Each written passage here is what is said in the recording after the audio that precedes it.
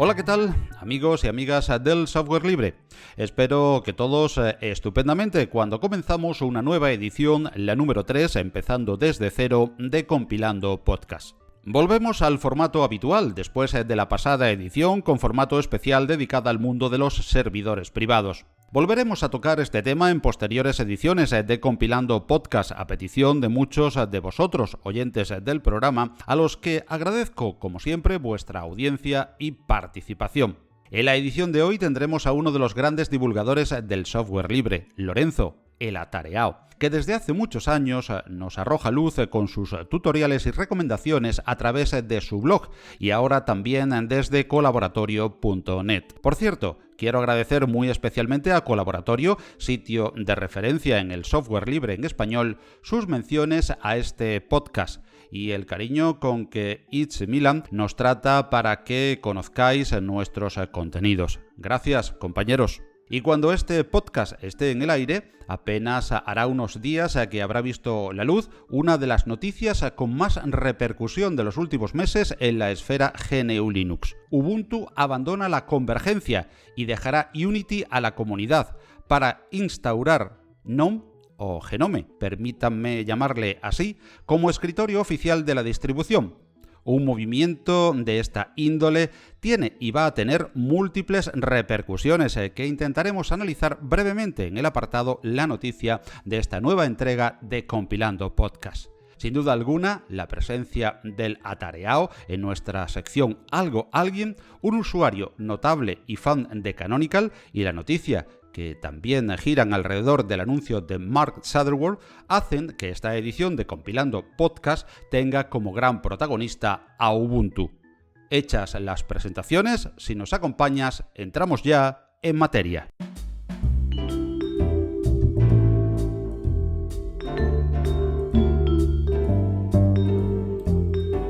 Algo, alguien.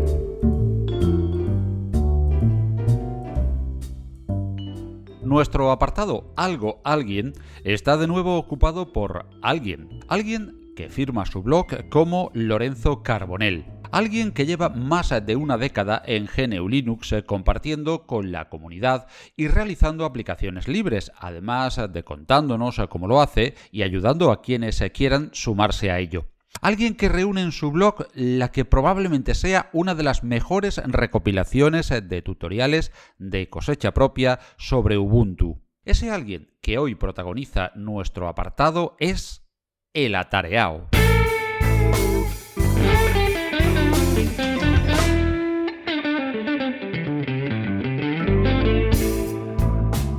¿Quién no ha recurrido en más de una ocasión a algún tutorial de Lorenzo para instalar esto o aquello en nuestra distro? ¿O quién, buscando la solución a un error que le arroja el sistema, no se ha encontrado con un tip del atareado? En los últimos meses podemos seguirle también a través del supergrupo de Telegram Ubuntizados, además de en su siempre referente blog atareado.es. La presente entrevista se grabó días antes del anuncio de Ubuntu de abandonar Unity y la convergencia, por lo que echarán de menos alguna referencia al asunto. Esto no opta para que haya sido interesantísimo, como siempre, lo que Lorenzo nos tiene que aportar, en esta ocasión bajo el formato de la entrevista.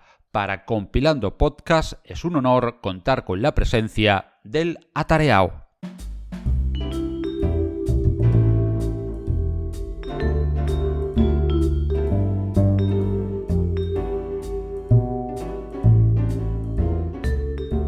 Como decíamos, vamos a conocer un poquito más hoy quién es el atareado. Buenos días, buenas tardes o buenas noches, dependiendo de la hora y del lugar del planeta donde nos oigan, Lorenzo. Hola, buenos días, Paco. Bueno, pues la primera pregunta es obligada casi. ¿Quién es el atareado? Bueno, pues mi nombre es Lorenzo, Soy de profesión y de estudios ingeniero industrial, trabajo por cuenta ajena desde hace pues casi 20 años ya y vivo en Silla, en Valencia. Y Lorenzo, ¿por qué el atareado? Bueno, pues a ver, esto es una cuestión surgió en el trabajo hace, pues yo te diría que unos 10 años más o menos, que es más o menos cuando empecé a publicar yo en el blog que ahora llevo. Y fueron mis compañeros que siempre me decían que estaba muy atareado y a partir de ahí pues se quedó eso. De ahí empecé con el blog y se quedó el nombre. Y a juzgar por la cantidad de artículos que nos brinda Lorenzo, el atareado, sigues muy atareado, ¿verdad? Pues sí. Lo- Bueno, pues eso está bien porque te lo agradecemos. La comunidad de GNU Linux te lo agradece. ¿Desde cuándo en GNU Linux, Lorenzo? Pues mira, yo he estado repasando más o menos cuando empecé con esto y me he dado cuenta que desde siempre vengo dándole, orbitando alrededor de Linux. Yo creo que fue en la universidad cuando toqué por primera vez Linux, en 1995, en una asignatura que teníamos que era radioisótopos y sus aplicaciones. Y nos sentó el profesor delante de un terminal en la universidad y nos dijo, aquí tenéis un terminal, esto no recuerdo si era Linux o era Unix, es igual. Y allí nos puso a enfrentarnos a un terminal con sus comandos y sus órdenes que prácticamente ninguno sabíamos nada. Nos dio así unas pequeñas nociones, pues cambiar de directorio, listar un directorio y poco más. A partir de ahí ya me picó la curiosidad y compré unos CDs de Slackware, que en aquella época los compré, y luego posteriormente ya me pasé a Mandriva y SUSE. Todo eso en el entorno entre el 95 y el 2000. A partir del 2000 pues lo dejé y no fue hasta 2008 cuando conocí Ubuntu y Bueno. Ubuntu de la mano en la versión de Intrepid Ibex. Bueno, Lorenzo, has hecho un recorrido bastante parecido al que hemos hecho todos los que llevamos ya como 20 años en este mundo de Linux, y las distribuciones nos suenan mucho, además, a los que llevamos, ya te digo, pues 20 años en este mundo. Más o menos ese recorrido. Mandrake casi siempre está ahí como referente y SUSE. Precisamente de distro quería hablar, porque sabemos que Ubuntu es tu distro de cabecera, pero de ella hablaremos más tarde y largo y tendido. Pero ¿por cuáles otras distros has pasado de las que ya nos has apuntado, o otras que tengas instaladas también actualmente? Pues a ver, las dos que te he comentado fueron un tiempo que las probé, pero no continué con ellas. Luego, básicamente, siempre he utilizado Ubuntu como distribución. En este último año, quizá finales del año pasado y comienzos de este, ha sido cuando he empezado a probar otras distribuciones, pero siempre he vuelto a Ubuntu. A ver, he probado Linux Mint o Linux Mint, pero yo creo que estuve unos 3 meses o 4 meses con ella y lo dejé porque al final me di cuenta que era un for de Gnome y que no aportaba mucho más, por lo menos a mí, ¿eh? Siempre hablo de mi experiencia personal. Luego he probado otras distribuciones como Elementary o Solux, pero siempre vuelvo a Ubuntu. Y también he probado en lo que es Roll Release Manjaro, pero no te sé decir si llegué a estar una semana o 2 semanas y volví a instalar Ubuntu. Pues ahora sí que la pregunta también es obligada. ¿Por qué Ubuntu? Pues sobre todo por la facilidad. Por la facilidad y tanto la facilidad en su utilización como la facilidad que ha puesto Canonical para desarrollar aplicaciones.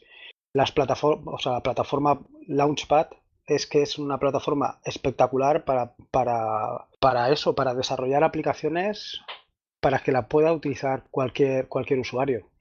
Yo he estado repasando desde cuándo está Launchpad disponible y me he dado cuenta que en 2004 ya estaba disponible y en esa época ni siquiera existía GitHub hoy por hoy es el referente en lo que a distribución distribución a software libre se refiere. Y dentro de la jerga que se utiliza por parte de los desarrolladores de Ubuntu, ilústranos un poco qué es exactamente el Launchpad, qué es un Unsider y esas palabras que oímos entre vosotros, los desarrolladores de Ubuntu. A ver, el Launchpad es lo que hay detrás de los repositorios PPA, que seguro que, vamos, que conoce todo el mundo.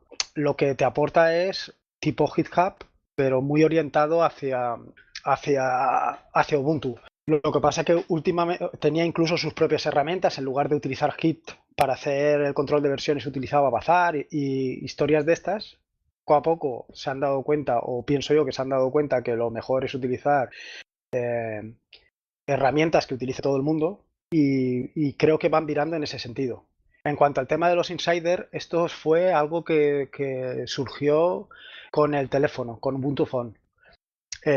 Hicieron un pequeño grupo, no sé si éramos 20, que nos desplazaron a Londres para presentarnos el teléfono y eso fue lo que surgió con el tema de los insiders que dices. Y Lorenzo, sabemos que no solamente desarrollas aplicaciones para Ubuntu, aunque principalmente sean estas las aplicaciones que desarrollas. Algunos de los que están empezando en el mundo de la programación se preguntarán, y quién mejor para decirlo que Lorenzo, que sigue desarrollando y ha desarrollado ya un montón de aplicaciones y con esa capacidad que tiene de contárnoslo y de comunicárnoslo a través de su blog. ¿Cuáles son tus herramientas preferidas para el desarrollo? ¿Qué lenguajes, IDEs utilizas? A ver, yo como IDE, ahí he dado más vueltas que con el tema de las distribuciones.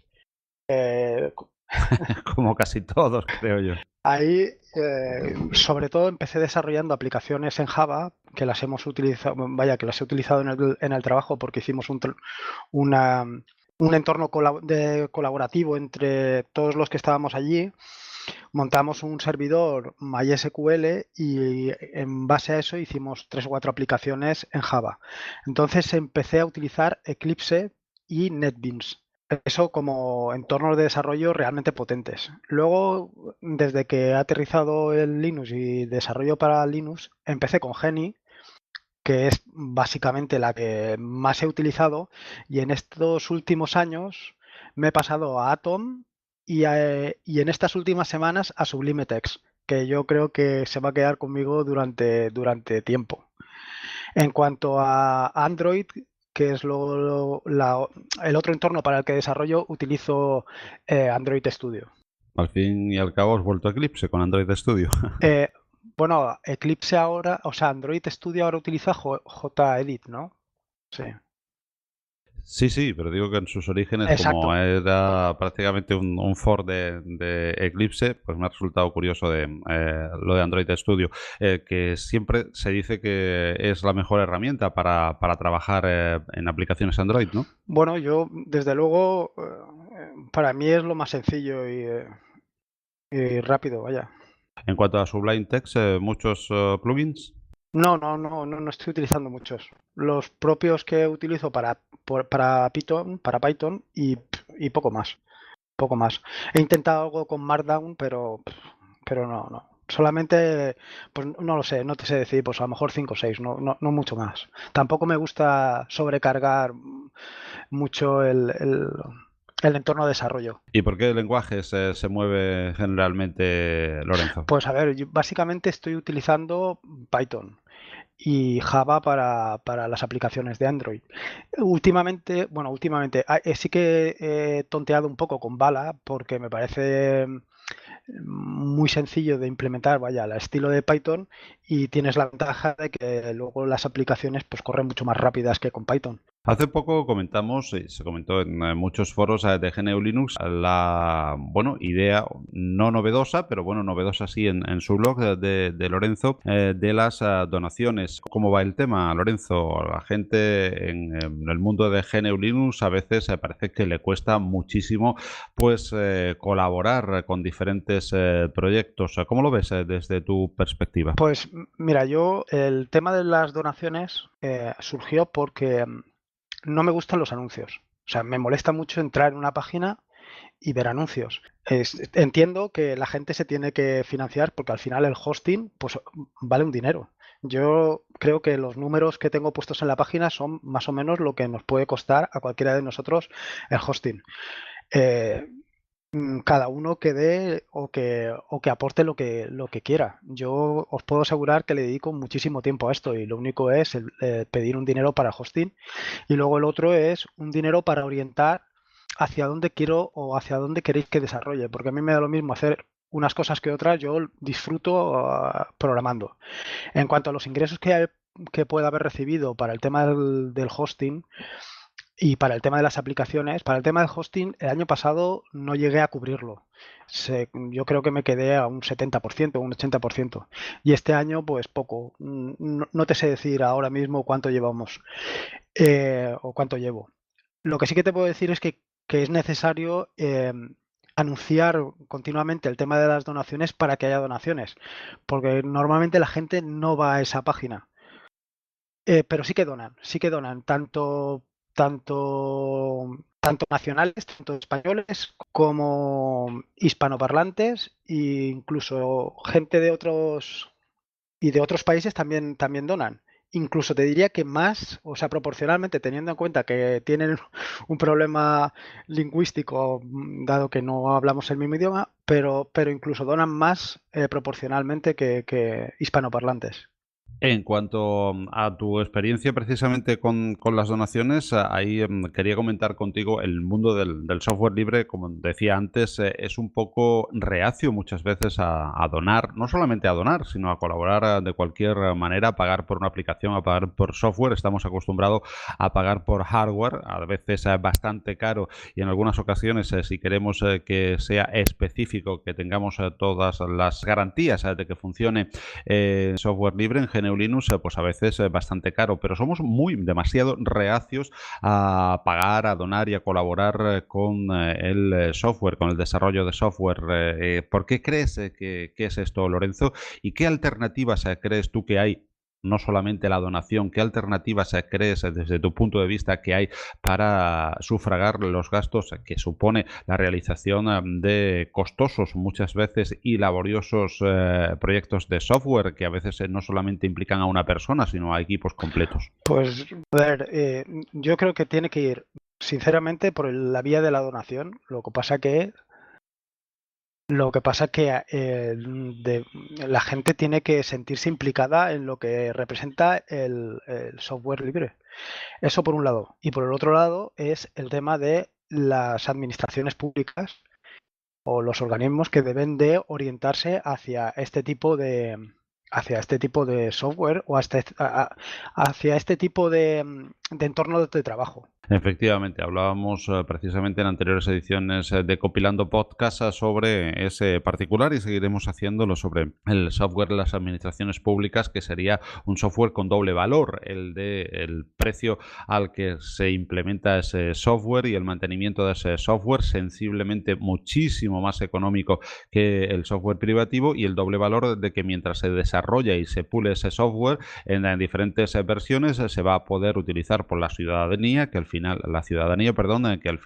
es la que paga ese software a través de sus impuestos y va a estar utilizable para ellos. Un doble valor que, bueno, los políticos de momento, pues ya sabemos cómo son, de lo que van, y no están entrando en prácticamente ninguna administración. Poquitos ejemplos hay, desafortunadamente en algunos cuaja más que en otros. Bueno, Lorenzo, quería, para ir concluyendo y no alargarnos demasiado, saber desde qué blogs o canales diferentes has estado presente o estás en la actualidad en la difusión de Linux y de software libre. Bueno, pues yo, evidentemente, a través del blog del Atareado, ese es básicamente el canal que estoy utilizando para escribir artículos y para promocionar lo que voy haciendo y darlo a conocer.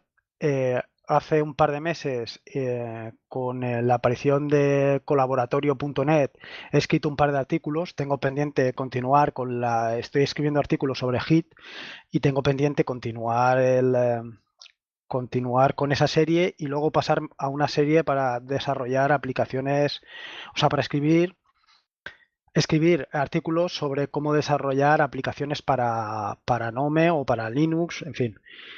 Esos son principalmente los dos canales. Luego llevo tiempo ya dándole vueltas a la idea del podcast, porque me parece una idea, una solución muy cómoda y muy potente para dar a conocer pues Linux entre todos los usuarios. Yo creo que somos bastante, ¿cómo diría yo? Bastante perezosos a la hora de leer, y a la hora de escuchar es mucho más cómodo. Puedes estar haciendo otras actividades y creo que es una manera de promocionar o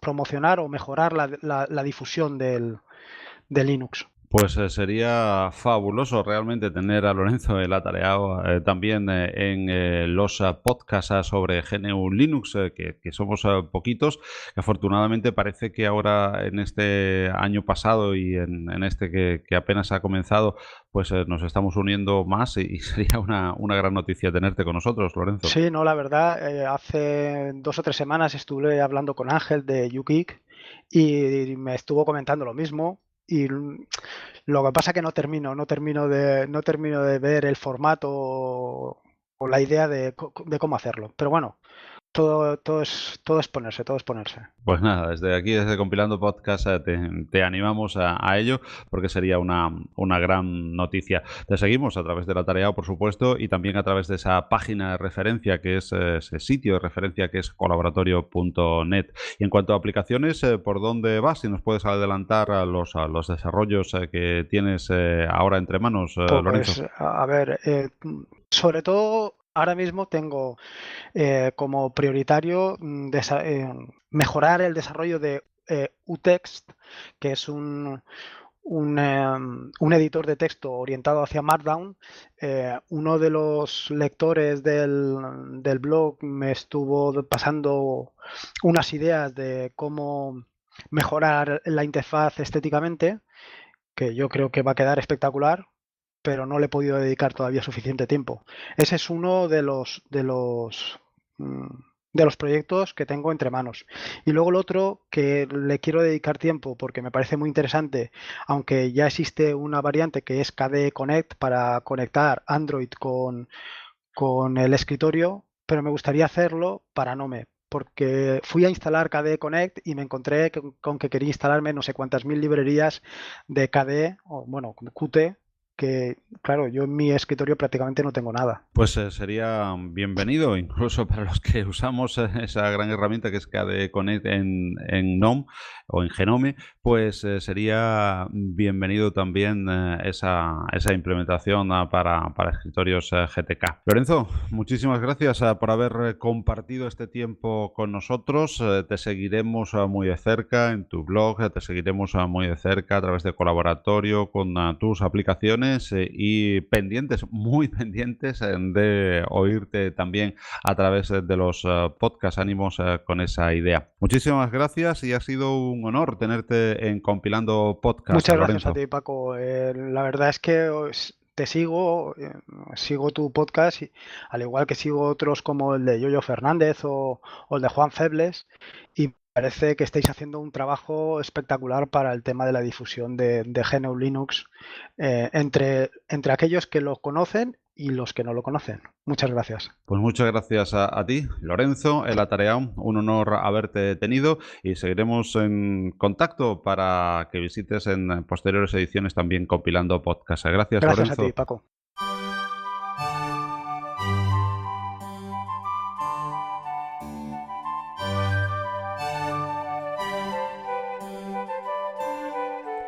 La noticia que más revuelo ha armado en los últimos meses en el mundo del software libre y de GNU Linux hace apenas un día que ha saltado cuando se edita este podcast. Y es que Mark Sutherland, fundador y líder de Ubuntu, anuncia que la distribución abandona la tan controvertida convergencia y deja de lado la producción de Ubuntu Phone, además de que el desarrollo de Unity se congela pasando a manos de la comunidad y dejando como escritorio por defecto para la próxima LTS a GNOME 3 o Genome 3, permítaseme llamarlo así. Ahí es nada. todos los medios de la blogosfera y de fuera de ella, algunos generalistas, se han hecho eco de la bomba que soltó Saddleworth en Ubuntu Unsigned. ¿Qué implicaciones tiene esto? ¿Hacia dónde camina la distro de Canonical? ¿Supone esto una regresión? Muchas son las preguntas que circulan por Twitter, Telegram, de desarrolladores, usuarios, antagonistas y simpatizantes. En el estado actual de las cosas, los miembros del staff de Ubuntu, como es habitual en todas las corporaciones, se cierran a hacer declaraciones y nos remiten a las notas oficiales a través de los canales habilitados usualmente por Canonical. No nos queda más que hacer un particular análisis que arriesga algunas conjeturas.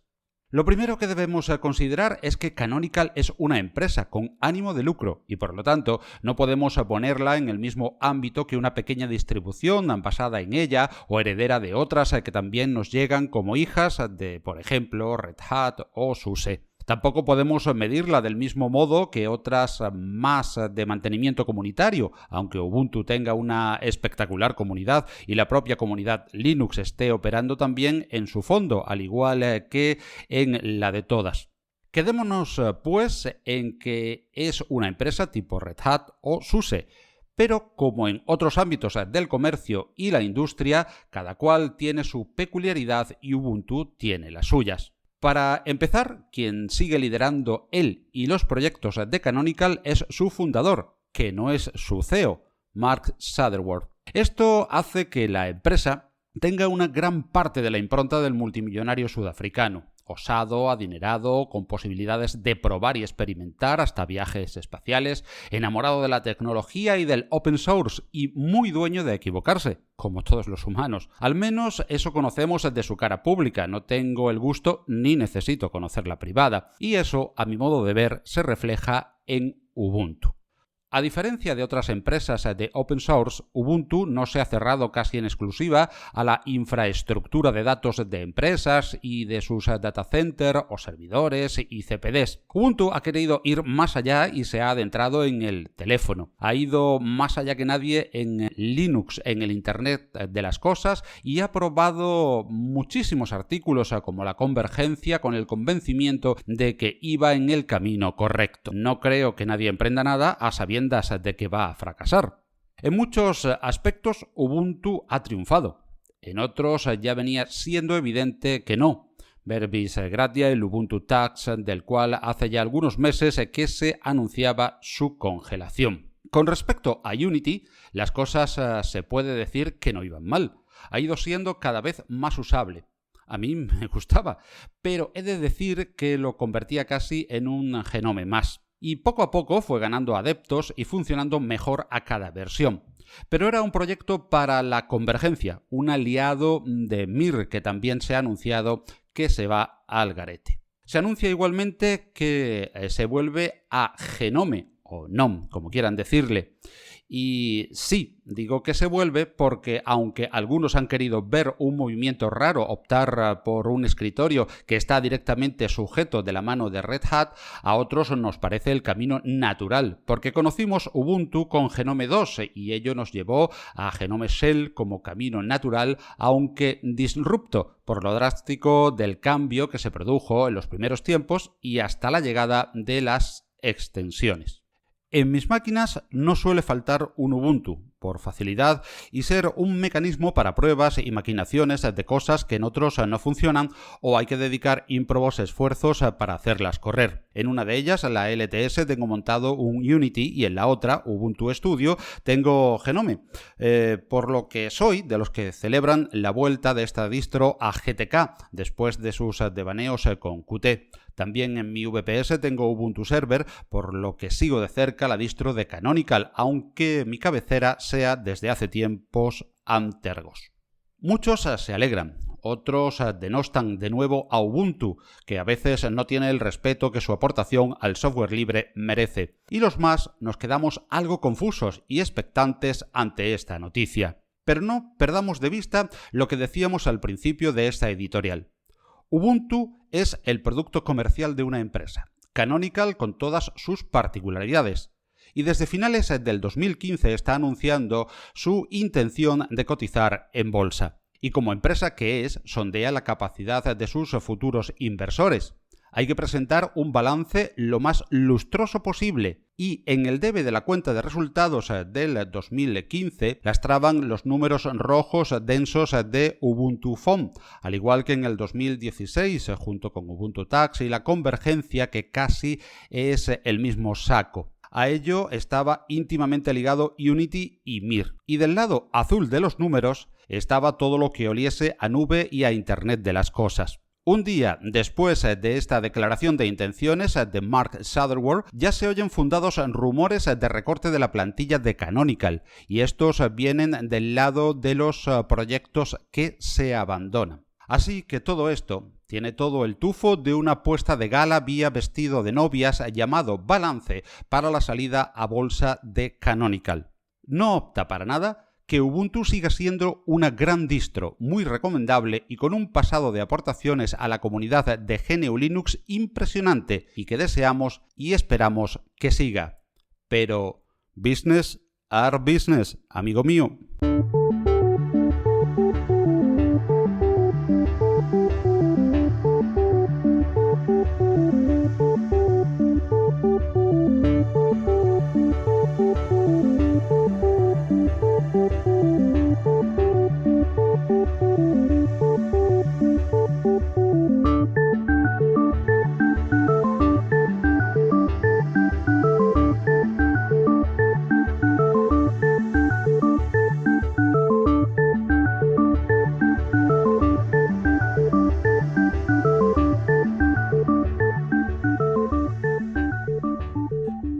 Y así hemos llegado al final de esta edición de Compilando Podcast. Una edición que ha protagonizado Ubuntu en la figura del atareado y con la noticia sobre su nuevo rumbo. Pero el principal protagonista de este podcast eres tú, amable oyente, y para tu participación en él tenemos habilitado para ti los comentarios en las plataformas Spreaker, iVoox y YouTube. También el correo electrónico compilandopodcast@gmail.com.